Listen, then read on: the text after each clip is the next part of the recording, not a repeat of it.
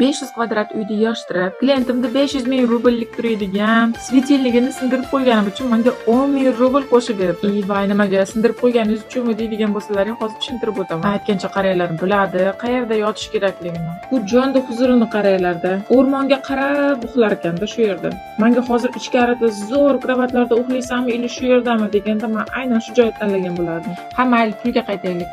Klientimda svetilligini buzib qo'ydim. To'g'riroq qilib aytadigan bo'lsam, sindirib va o'shani aytmasdan, tanimasdan asta qo'yib qo'ysam ham bo'lardi. Lekin men srazu rasmga, videoga tushirib klientimga jo'natib yubordim. Uzr, shunaqa bo'lib qoldi deb. Hech javob kelmaydi-da. Biram yuragim siqiladi, o'qib xafa bo'ldimikan deb. Keyin bir payti ish tiqilib, avtonovkada avtobus kutib tursak, yozib yuboribdi. Sana o'zingga hech narsa qilmagan bo'lsa bo'ldi deb. Rosa qo'rqgan bo'lsalaring kerak deb.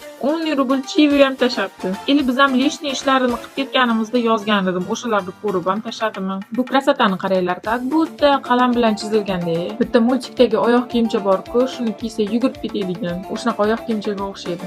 Qaniydi bu dunyoda shunaqa hamma sevib yashasa. Ayya, bu jet desam ham indamasdan yopishib turibdi bir-biriga. Menga esa like, подписка bosib qo'yinglar.